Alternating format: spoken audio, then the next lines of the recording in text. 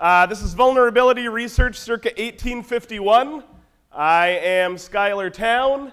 I'm a research scholar at the Ronan Institute. They're a nonprofit institution that provides support for independent academics. I'm also a barista at the Barnes & Noble Cafe in lovely South Burlington, Vermont, making fancy coffee drinks for nice people.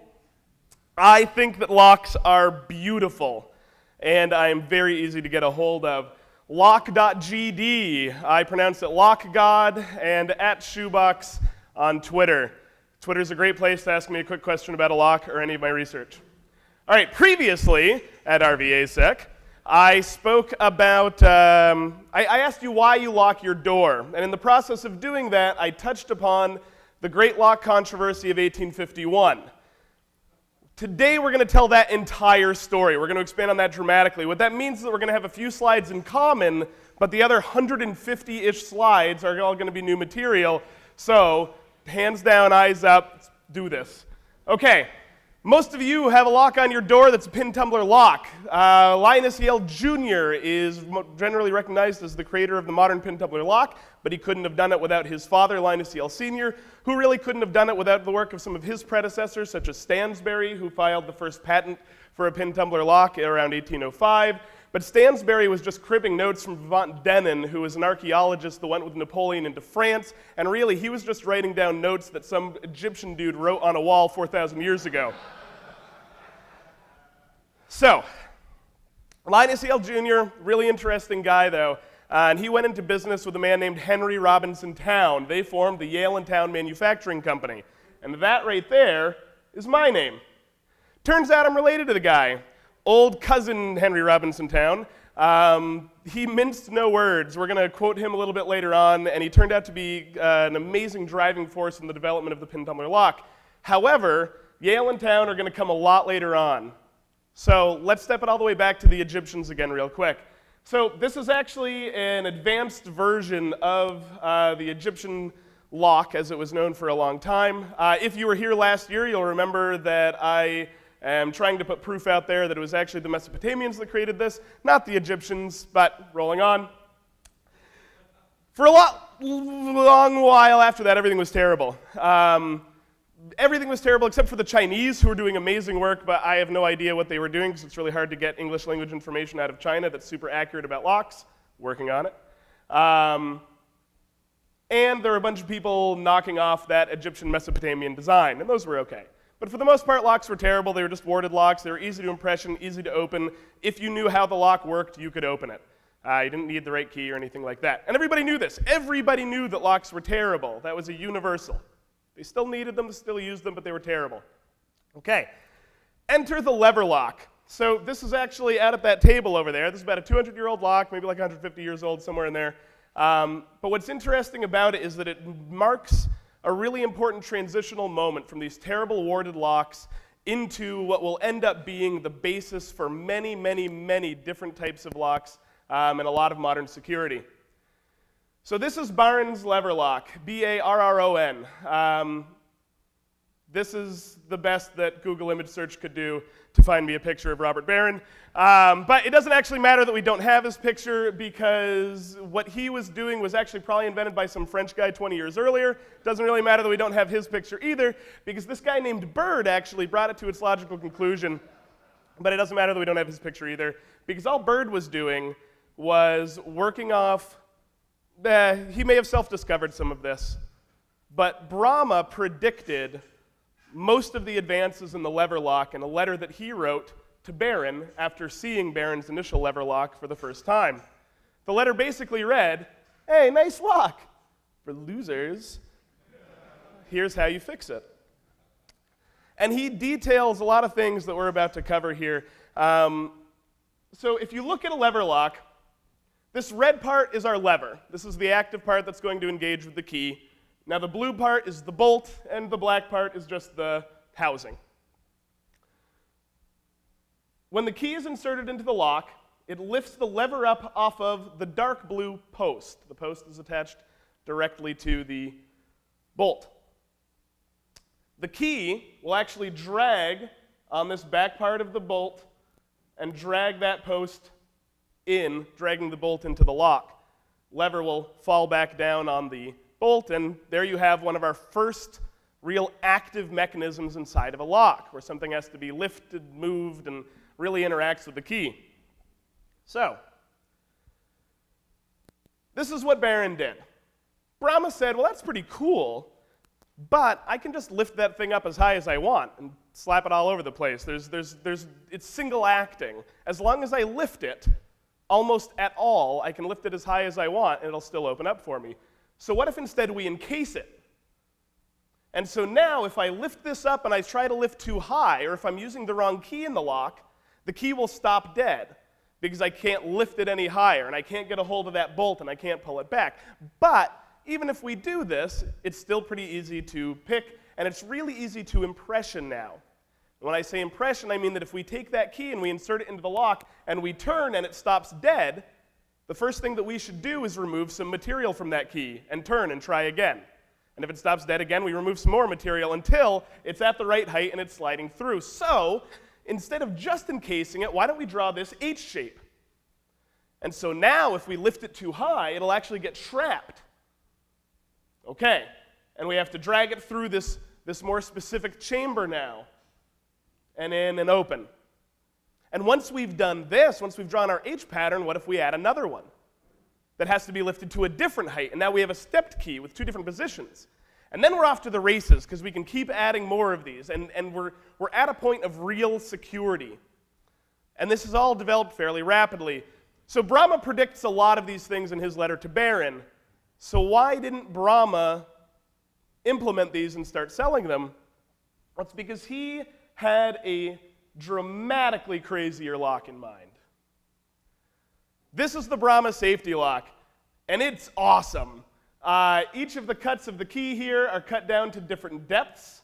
This one is a little bit extra intimidating because it was meant to be used in a safe. He also made small home editions of the same thing with fewer tumblers. The different depths in the key interacted with a series of sliders in there, which we'll look at in a little more depth in just a moment. So Brahma, when he came to London initially, Brahma was an actual genius. He was an actual brilliant man. He contributed to the sciences of toilets. He contributed to the sciences of fire engines, of locks, of all sorts of things.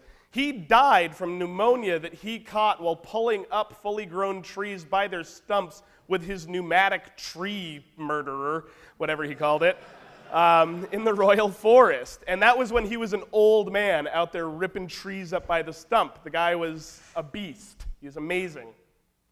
His lock was too. His lock seemed like it was from the next century.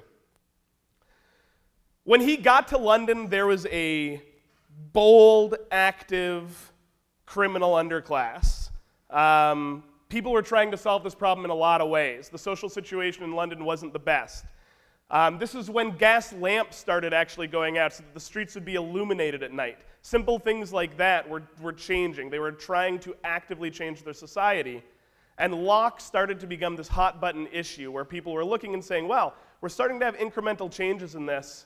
Maybe this is an area of investment, something that we can start working in. Brahma saw this as an opportunity. The toilet thing actually was the same deal. They had terrible toilets. He saw it as an opportunity, made an awesome one, made a lot of, that's how he made his fortune, toilets. Anyway, so he invents the safety lock. Unfortunately, soon thereafter, it actually gets picked. Somebody figures out how to pick it with a pin. And this is a really important event that doesn't get talked about enough. It's usually glossed over. This may well have been the birth of what we now call the tentative method. They were able to pick it with a pin. These are the sliders inside of the lock. And if you began turning the lock, and then with the pin depressed the sliders, you could feel where that big gap would engage a metal bar around the outside of the lock. And if you could feel where that gap engaged the metal bar, and you could stick it in place with that pin, and then do it to the next one, and the next one, and the next one, and the next one, eventually it would spin, and you even maybe were able to decode the lock as well.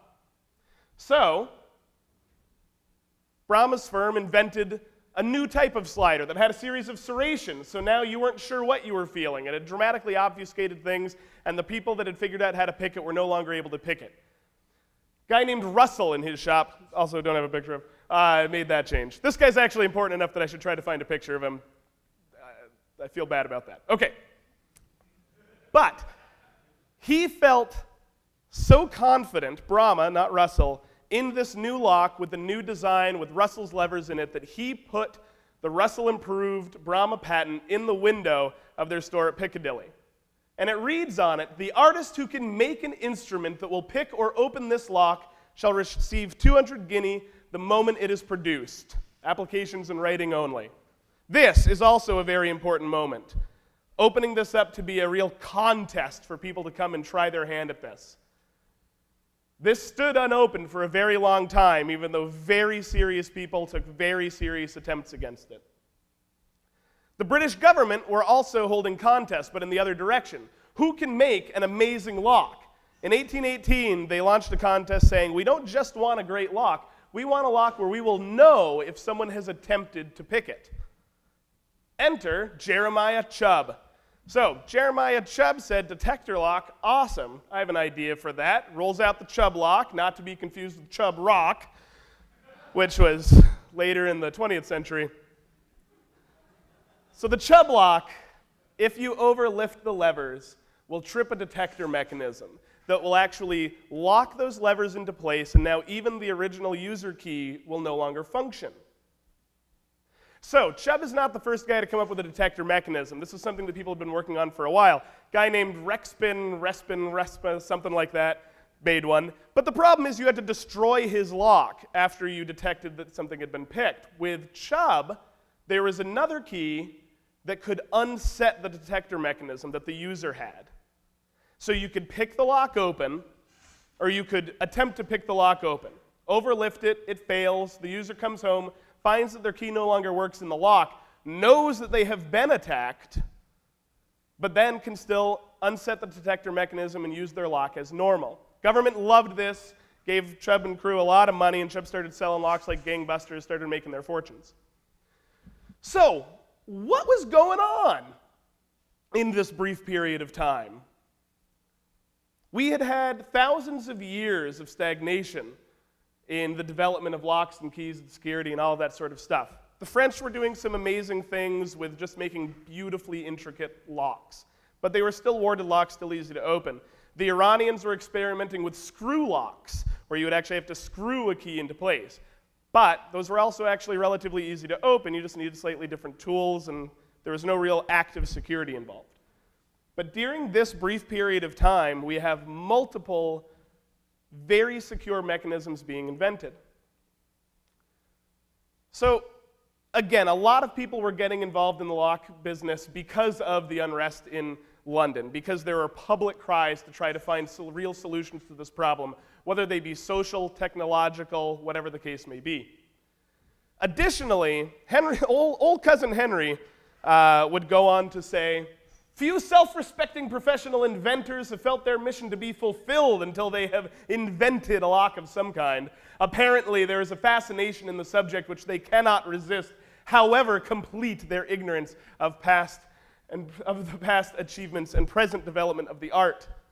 And so each incontinently proceeds to invent things which, while new to his untutored mind, are usually already well known, occasionally in successful use, but more frequently long since consigned to the limbo of useless and discarded schemes." Yeah. So, everybody was trying to invent a lock. The number of disused lock patents that are just litter the patent offices of both the US and England around this time are absurd. But because there were so many people looking at it, occasionally we had real solutions. Additionally, the Royal Society, outside of the patenting of things, of people trying to get patent locks, the Royal Society were offering grants to people who would invent a lock but then disclose the nature of it to the public without getting a patent. So they would fund your research. They would pay for the lock that you had invented. They would give you a bounty for it only if you didn't get a patent and you instead made that available for the public good, for anybody to use. And there was actual change. It wasn't just the locks, absolutely not just the locks.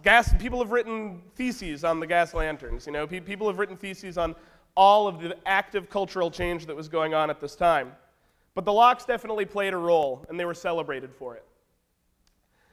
And because of this, the British people started to believe in the idea of perfect security. Perfect security, that the security arms race was over. So, 33 years would go by after Chubb's Lock, before the Chubb was picked, before the Brahma was picked, before the British sense of self-esteem would be crushed under Charles Alfred Hobbs' boot heel.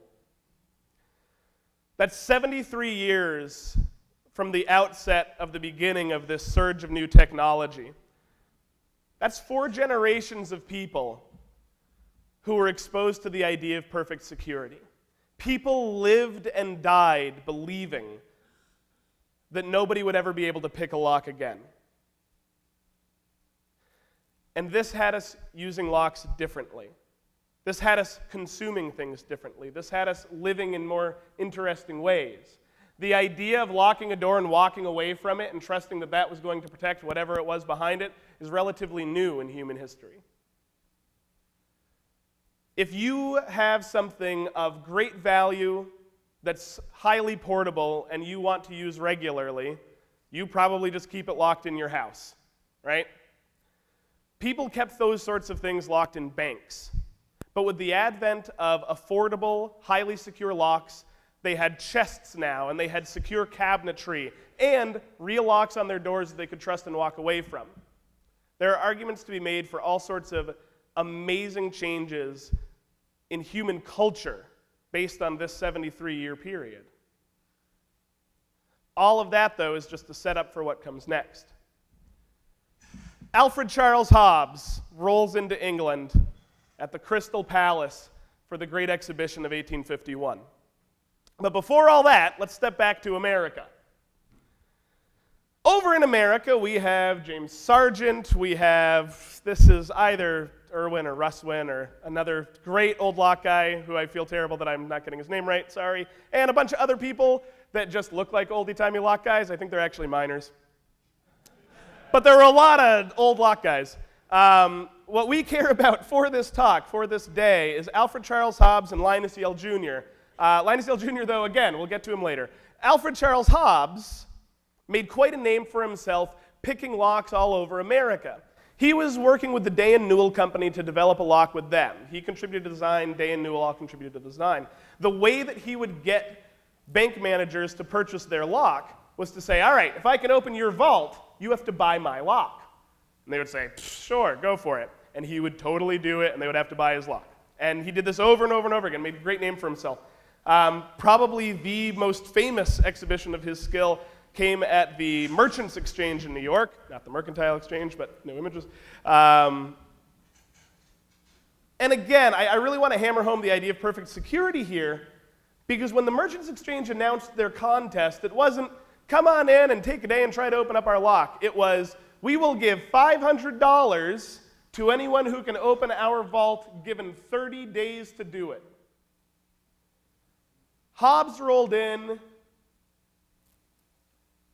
and did it in an hour.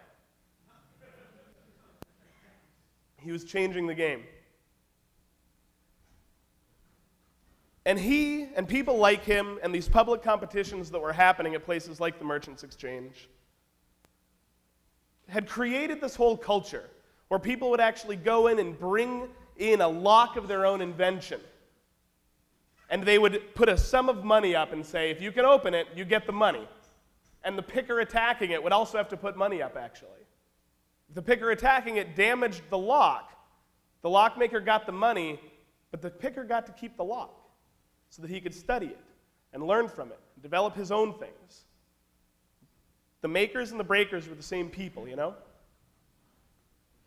So, again, Day and Newell and Hobbs were working on their own lock. It was called the Parrot Lock. Means something about being hidden. As it says here, a very complicated lock. It is a very complicated lock. They wanted to take it to England. They wanted to take it to the Great Exhibition. So they dressed Hobbs up in an England jersey and sent him on his way. But right before he left, there was a guy named Pettis, who I am desperately trying to find a photo of so I can stop using Bree's photo. Guy named Pettis wrote a letter today in Newell and said, hey, nice lock, guys. But you get the joke. It was bad. He solved problems for them. He disclosed to them how he was opening their lock. And they were like, oh, thanks, man. And they fixed their lock. And that's how it went. It was as simple as that back then, for this moment in time. Imagine if Pettis hadn't stepped up and told them what he told them. Our American locks would have been picked, and eventually the British would have reconquered us. That's what I'm suggesting. So, thanks to Pettis. Now, Linus Yale Jr. is also over there toiling in America, but we'll get to him later. Okay. So, back at the Crystal Palace. The British weren't big fans of us, especially when we first showed up. In the papers, even their ingenuity, great as it is, becomes ridiculous when it attempts competition with Europe. Double pianos, a combination of a piano and a violin, a chair with a cigar case in its back, and other mongrel constructions belong to a people that would be centaurs and mermen if they could. And I said it last year, and I'll say it again, but I would be a centaur or merman in a heartbeat if I could. Absolutely. And if that's what it means to be an American, I am proud. So, they mocked us widely. We really looked ridiculous over there. Most nations, when exhibiting at the Great Exhibition, the nation itself would spend some money into like decoration and organization and staffing the thing. Instead, America, we just sent over a bunch of people that wanted to exhibit. We didn't spend any money on them. If somebody wanted to sell a lock to the British or sell a reaping machine or whatever the case may be, rubber, bullets, guns, etc., they paid their own way, they got themselves the hell over there, and they set up a booth in the American section. So super slapdash, and early on, there weren't a lot of us there. We had an enormous amount of space, and there were like 10 guys sitting around being like, check out my double piano. This chair has a cigar case in the back. And we probably did look pretty ridiculous. But throughout the convention, throughout the exhibition, they were giving out awards, medals, for having the best of, just myriad things. Paintings, daguerreotypes, sculpture, jewels, the best mining, agriculture, yachts, locks, of course. So, where we first started to make an impact was in the agricultural trials. We had a plow that everybody mocked because it was so light and so gentle and it could be taken by a single horse, I think. And everybody coming to look at it at the exhibition said, well, it's a fine-looking blade, but it'll snap the minute it hits some British rock in our soil. And the guy said, you just wait. Don't you worry about it. You wait. We'll see. So he goes up, and his plow tills the land so beautifully that when he gets back to the exhibition, all the British farmers are buying his plows. The only complaint that they had, the only complaint that the judges had, so he didn't get the top award, was that it made the furrows a little too rough. To which the British farmers said to the judges, yeah, no, we want the furrows to be pretty rough for planting stuff. We don't want to have to re-break them as we're going along. This thing works great. So they bought a bunch of our plows, they bought a bunch of our guns, they bought a bunch of our rubber. Now the reaping machines, this is not one of the ones from the competition, but there were 2 American reaping machines and a bunch of British reaping machines and some other reaping machines. And the only good contest day initially for the reaping machines was way too early in the season. The wheat was still unripe, it was pouring rain, nobody wanted to be there. And they said before the whole thing started, you know what, maybe we should just attempt to reschedule this, go back to the exhibition, go back to the Crystal Palace, we'll do this another day. But one of the Americans is like, no, man, I'm here to reap. I'm going to take this beast out, see what it can do. And it immediately breaks down. So everybody else is like, all right, let's pack it up. Don't worry about it, Ameribro, you'll be fine. You'll get another shot at this. But the other American is like, screw that American, he's an idiot. I want to reap. And he takes his reaping machine out, and he reaps everything. There's wheat flying all over the place, or like right where it's supposed to go, or however reaping works. I have no idea. But it goes really well, it goes awesome. And everybody's amazed, and he gets the top honors, and nobody else even bothers trying because their machines will break otherwise. So when this happens, there's a slight change in the tone of the British press. There's an article that said, a nation with a continent in its pocket can afford to be laughed at. They're saying, I know that we mocked them earlier, and they did real well with the agriculture, but they better know how. They have a continent in their pocket. They have to farm that whole stupid thing. They better be good at this. They can be laughed at. They're fine. They'll buck it up. But they still wanted to make sure they were keeping us in our place. Is America not content with being America, but does it also want to be Europe? We suggest they divine their place and stick to it, rather than try to be many nations in one. For as Europe cannot be America, America will find she cannot be Europe. Well, we were going to stick that in their crowd, don't you worry. So, the agricultural contests we were doing great in. The British military decided to go ahead and buy our guns. Many other things. Samuel Morse was there showing off Morse code. This whole exhibition, over a year long, sort of became America's coming out party to the rest of the world as a nation of people who had a clue what they were doing, not the yokel little cousin that managed to break away from the empire anymore. And when the yacht race happened, it changed perception even more dramatically. Because agriculture, fine, we do have a continent in our pocket. Even an idiot can drag a blade through the soil and plant some stuff, and we better know how to, otherwise we would have starved to death a long time ago. Fine, our idiot little brother can do one thing. But when it came to yachts, it was both a symbol of society and a very serious symbol of engineering.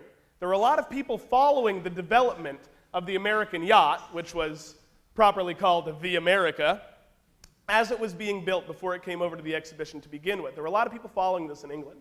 And when it arrived, the British said, okay, well, we've had this annual yacht race every year. It's coming up again during the exhibition. Let us, for the first time, turn it into an international. Any nation can participate. There were 51 British yachts and the America, and no one else. So, it was a big deal. The Queen came out to see it because there was an international ship in the race now. And early on, unfortunately, our ship had a fouled anchor. Going along, we were in the back of the pack for the first few miles. I believe a 43-mile race. So we're in the back of the pack early on, and there are little clusters of ships following the race when they can, tacking along, islands with people celebrating in different areas. There's a big party all over this area. Now, by the midpoint, we have now caught up with most of the ships, and we're sort of deep in the middle of the pack, and people are starting to say, oh, look at the America, holding her own, really starting to pick up a little ground. Good for her, good for her. Then, by the midway point, a little past the midway point, we are now in third, maybe fourth place, with a couple of yachts that have broken way out from the rest of the pack. People are saying, wow, the America is a fine ship, keeping up with our best. Good for her, this is looking like a race, awesome. And then, we won by 7 miles. We won by 7 miles in a 43-mile race.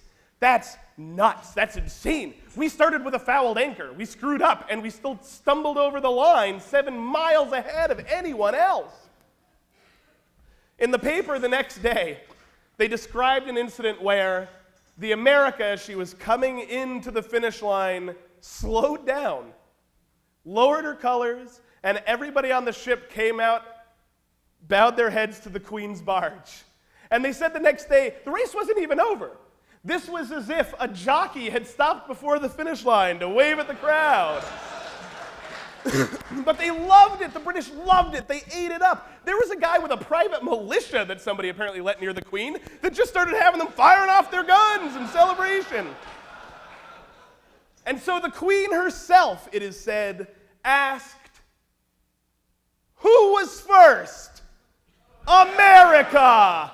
And then she asked, who was second? No one! Yes. That's probably where we got that idea from, too. So, Alfred Charles Hobbs, only, I think maybe 2 weeks, maybe 3 weeks after this has happened. And we are being treated so much differently in the press now. Our praises are actually being sung. They're talking about our fast yacht. There are stories now about a steamship that made the fastest Atlantic crossing ever known to man to come to the exhibition from America. All sorts of other things. Goodyear was there with his India rubber globes, and who knows what those will become someday, you know? So Hobbs, after all of this triumph for America, and after us being taken more and more seriously in the press, rolls in on the convention floor, and people say, oh, we've heard about you. We've got a couple of locks. Why don't you see if you can pick them? So somebody sets up a trial against Chubb's Lock. Chubb's Lock first.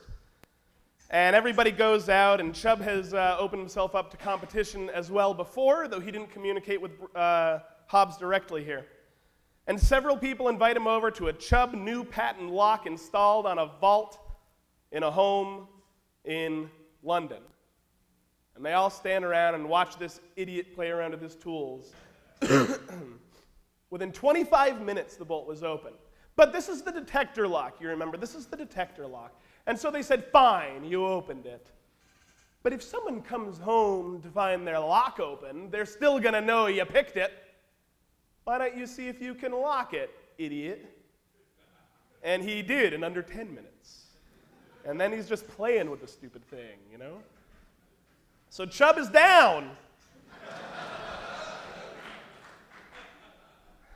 And there are more trials against Chubb that are actually juried by well-known members of the community that write reports about it and everything. Chubb will go on for another decade, taking ads out in the newspaper saying none of it ever happened. But there are multiple clear accounts of it. Brahma was a different story. Hobbs had to work hard to open the Brahma Lock. Hobbs worked for 52 hours over 14 days with private, unsupervised access to the lock and all of his tools at his disposal. The padlock mounted firmly to a block of wood instead of flapping around. It was the best possible conditions for opening. But because of that belief in perfect security, they still let him go after it in exactly that way. He didn't really pick it. He basically brute forced it over about 52 hours. He built himself a spider-like looking key for it. And there's still debate today on forums as to whether or not he bent the discs or the sliders out of position, or if he damaged the lock, blah, blah, blah. But the key worked in it after. That's all that mattered. And he did open it. He did open it in the end. Now, Brahma was much classier about this, and unlike Chubb, paid the bounty, fixed the lock, put it right back in that damn window. Brahma are a hell of a company. So this was sort of the nail in the coffin of the British sense of self-esteem after all of the other things that America had won. It turned out we could be many nations in one. We could do just about anything. In the papers a couple of days after the Brahma picking, we believed before the exhibition opened that we had the best locks in the world, and among us, Bramah and Chubb were considered quite as impregnable as Gibraltar. More so, for the key of the Mediterranean was taken by us some years ago. It seems cruel at this time of day when men have been taught to look on their bunches of keys with something like security, to scatter that feeling to the winds. It's heart-wrenching. Over in America, we were a little more excited.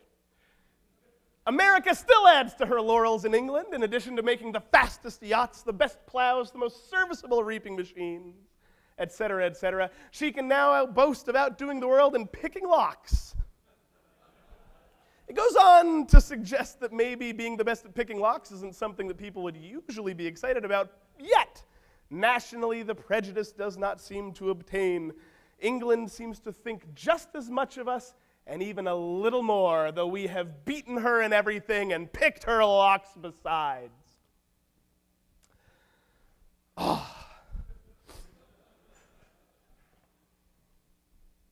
So, Hobbs stays over there. Hobbs stays over there, and he keeps producing Day and Newell's paratoptic lock, now calling it the Hobbes Lock. Day and Newell kind of evaporate over here in America. He stays in England and makes his fortune.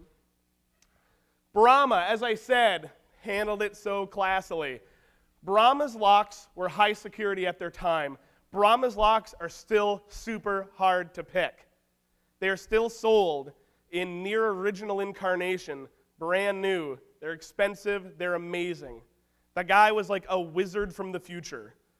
He was brilliant. When was the last time you ripped up a giant tree by its root with your hydraulic murder machine? Chubb, I want to be very clear. I've been using the word Chubb to be interchangeable for several generations of a family. The original Chubb died without having seen his lock opened. It was his sons that caused the fuss. His sons that showed up to meetings and cried foul. His son that took ads out in newspapers and tried to ruin the Chubb family name. Some of those same articles that were begging the British makers to go pick America's locks to prove that we were idiots too, also said, and Chubb, shut up. Go make a better lock that he can't pick. That's what you need to do now. We all know it got picked. Their own press turned against this guy because he was just mewling. That said, they got their act together. Chubb Lock still exists to this day as well. Chubb is now a member of another major group. Interestingly, in all of this, the Hobbes Lock, Day and Newell, etc., those are all rolled up. We don't have any of that anymore. But Chubb and Brahma persisted through this, improved what they were doing, and Brahma in particular is stronger for it to this day. So, awesome, right? As much as we rolled in there and kicked a bunch of British ass, and we did, great exhibitions are for exactly that reason, the world's fairs and so on and so forth. Yeah, you want to show off your industry and your capability and all the rest, but what you also want to do is gather the best technology, the best ideas, the most amazing art and thinking and philosophy to your nation. You want to take the best of everything in the world and build up your own people with it. And the British recognized this. And toward the end of all of this, there were people writing articles saying, America by herself has contributed more to our industry and our art than any other nation in the world.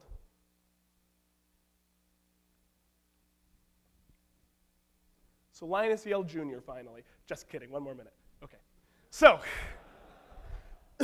three important things about all of this, about this whole period of time. Number one, this challenge, it was important. It was important that he not only created an amazing lock that changed the face of security, but that he challenged everyone to open it.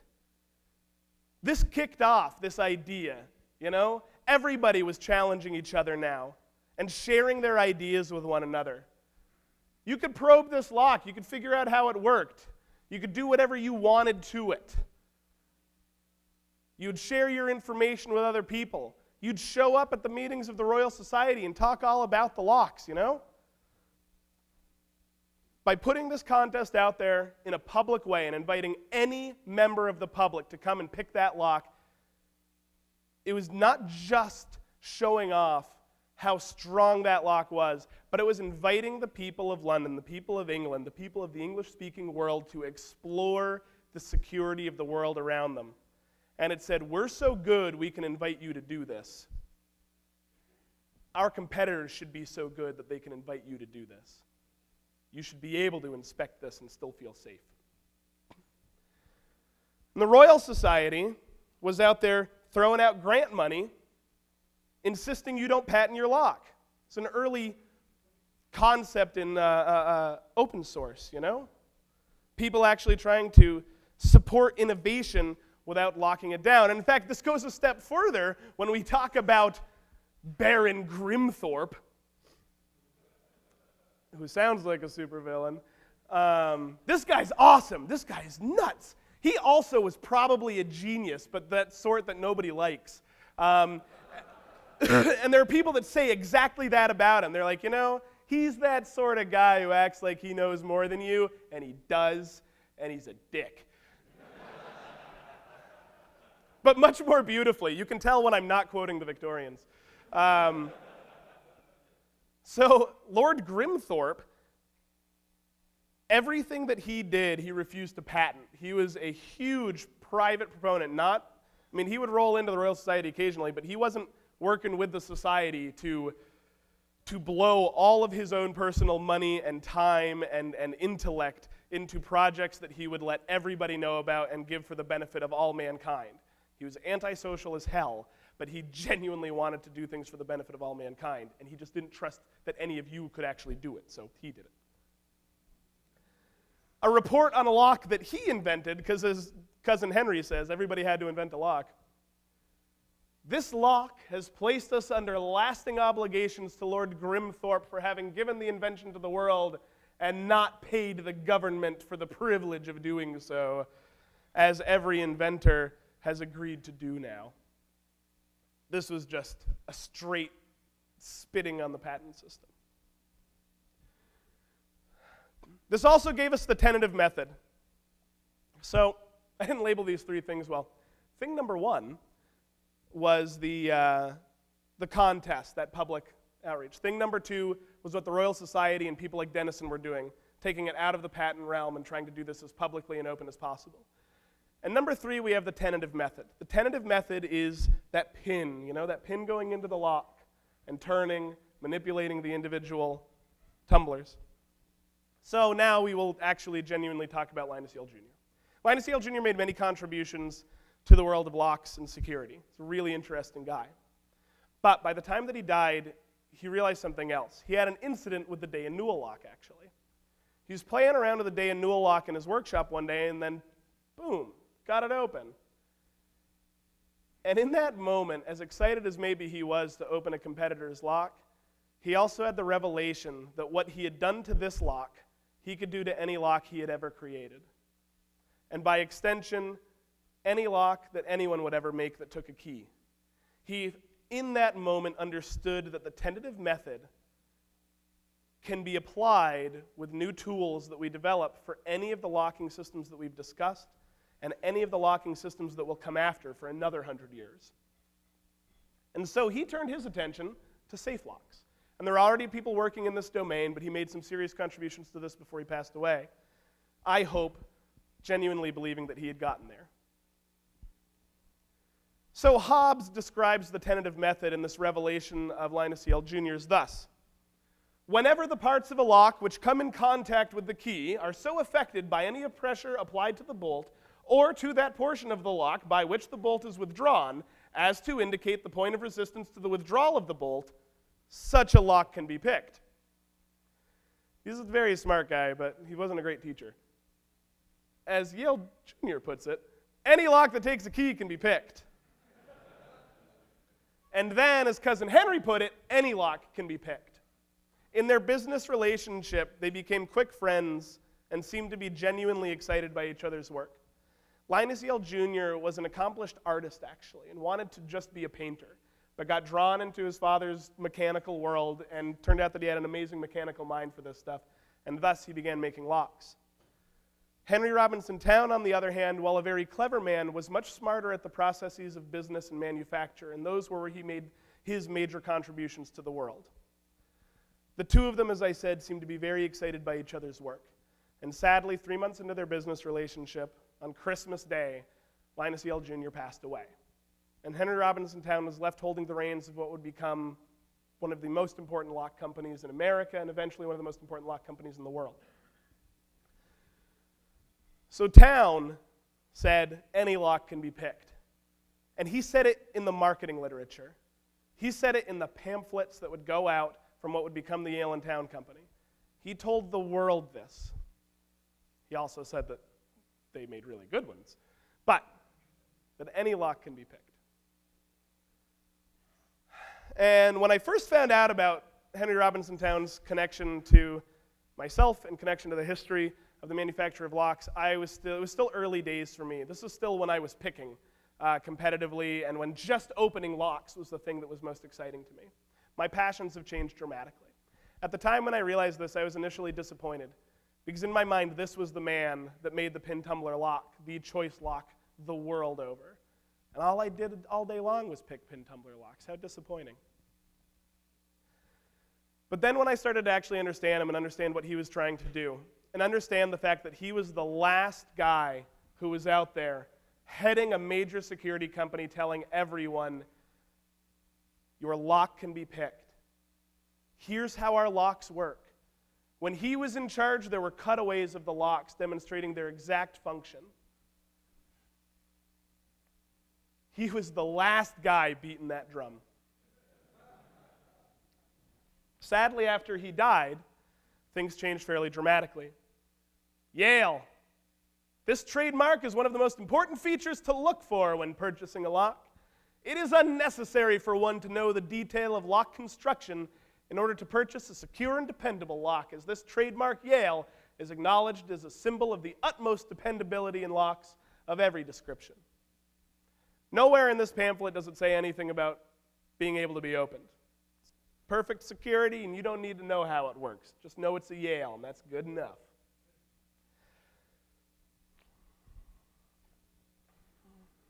So after this period of innovation, what goes on?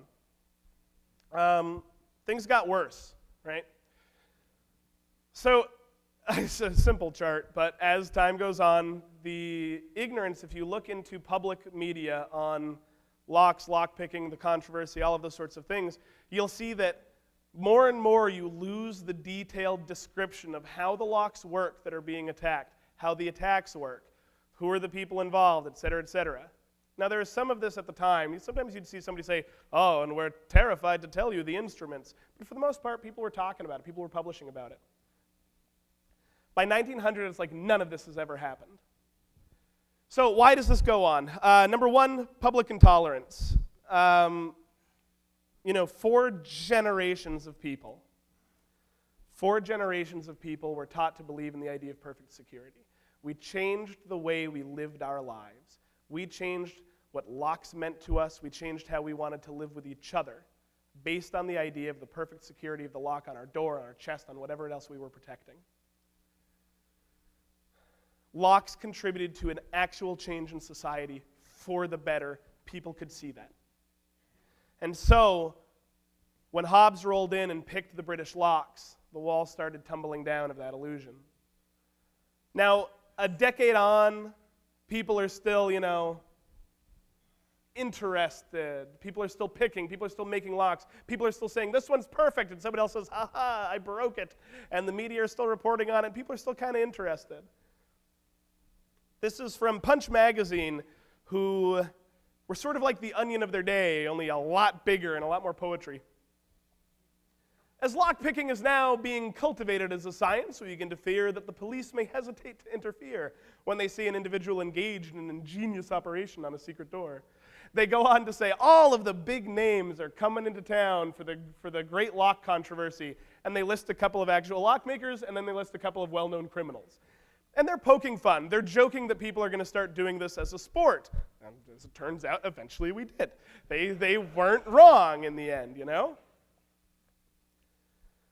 A decade later,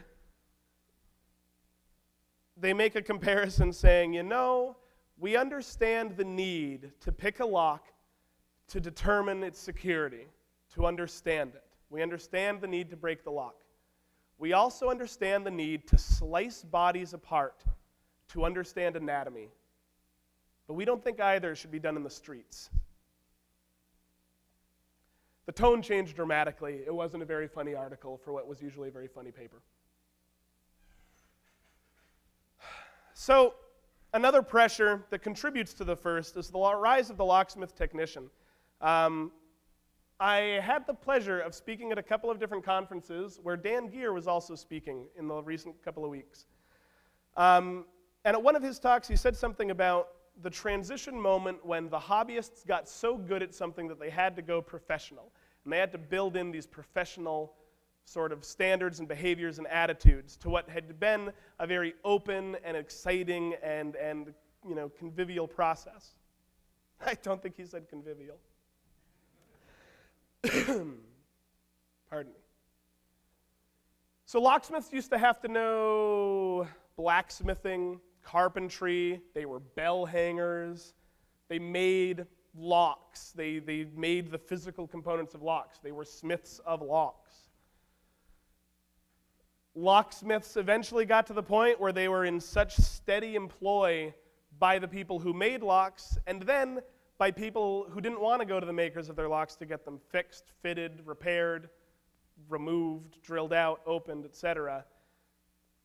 There was a whole new class of locksmith technician who didn't know how to make a lock, but sure knew how to break one and install a new one. And those guys understood that secret knowledge equaled money directly in their pocket.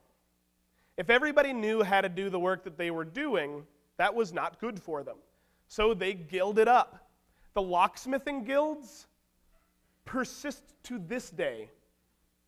There is a guild in Texas of locksmiths that are powerful enough that guild laws are the laws of the state. You cannot go to Texas and be a practicing locksmith if you have not worked for a gilded locksmith for at least 2 years.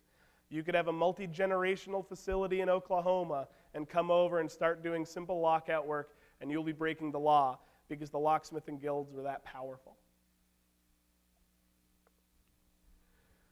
This is a really interesting book. If you can find a copy on eBay, I suggest you check it out. Someday I'll digitize it. Half of the questions in this book are, my apprentice dared to open shop in the same state, how do I ruin him? Or, my customer thinks I didn't do a good enough job and doesn't want to pay me my full fare, so I destroyed their lock. Am I going to be in trouble?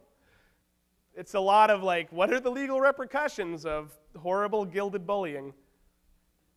And I want to take a moment to say that this is not what most of the locksmiths that I associate with are like, but it's a known problem as well. So, media interest as well. A little while back, a guy named Nirav Patel started 3D printing some keys. I know there's recently been some news about other people 3D printing keys. Nirav was there a couple of years ago, and he was doing it great. He's in IRC, and somebody says, oh, you got to show this to Schuyler Towne. And he gets a hold of me. I happen to be in LA at the time. I happen to not have a place to stay, and I happen to have been upgraded to a convertible for free at the rental car place. So I drove from LA to San Francisco where he lives, all along the way saying, hey, I'm going to come to your house. I'm going to bring you some cool locks, and we're going to print some stuff. And he was like, that's fine. Don't worry about it. This is fine. I shouldn't have gotten a hold of you. And then I'm like in the Bay 2 days later. I'm like, no, seriously, I think I'm like 30 minutes from your house right now. Can I just come over? And finally he's like, sure. God, oh goodness. And he was very nice, and he was really damn clever. It was really cool to watch him make these.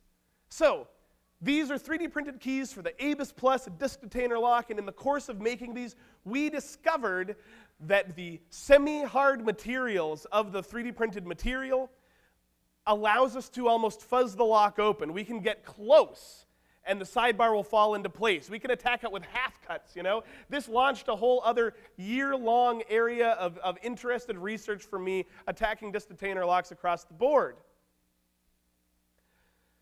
And this thing hit Gizmodo, it hit everywhere. Everybody was talking about these 3D printed keys. It blew up. No one cared at all about the higher security implications, about this new discovery in a possible attack space against this high security lock. Nobody cared at all, because they'd already seen 3D printed keys. Shut up, it's fine, don't worry about it. So back then, they were able to maintain the momentum for a lot longer, but it's pushing a dead car to keep the media interested for an extra decade. For a decade after that, all the way through to 1900, when they couldn't care less and they start talking about people opening doors with skeleton keys again, which are a throwback to old warded locks, that long, terrible period. So, then, what does this mean? I gave a very similar version to this talk a couple of years ago at B-Sides Las Vegas. And when I got to the what does this mean thing, I drew a lot of comparisons to things that are happening now in information security. You still can. You guys know that sector better than I do. Draw your comparisons, draw your conclusions, use this. Throw my quotes at people. I love it. Great.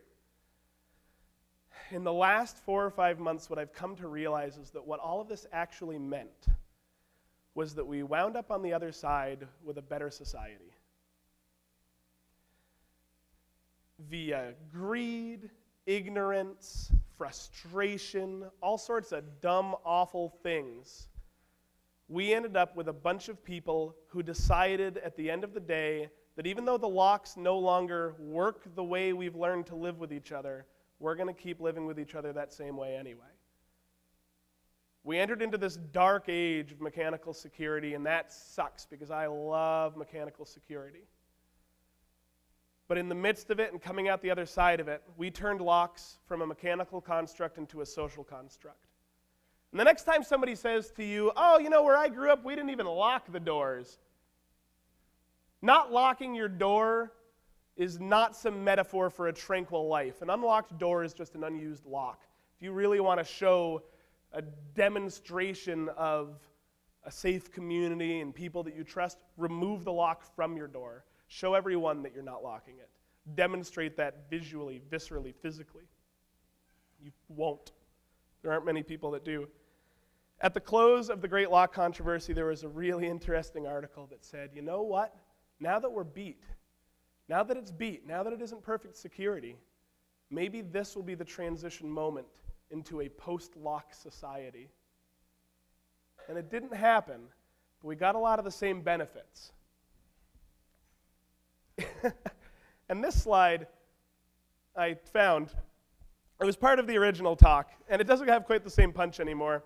But this woman on Twitter thinks that if I want to tell people about locks and lockpicking, I must be a burglar. Burglars United, she says. And I just recently found the tweet again after all these years, and I'm very pleased to say that there are fewer and fewer of her out there. The modern lock sport movement and the modern security movement seem to be allowing people to start thinking about these things again for the first time since I've been in, and for the first time in a long time. More and more normal people get to think about these things and explore them just the way they were able to when Brahma put that lock in his door for the first time. And we lost it then. Let's try not to lose it now, okay? All right. So, thank you. Thank you, Jake. I'm sorry I didn't give this talk last year like you asked me to.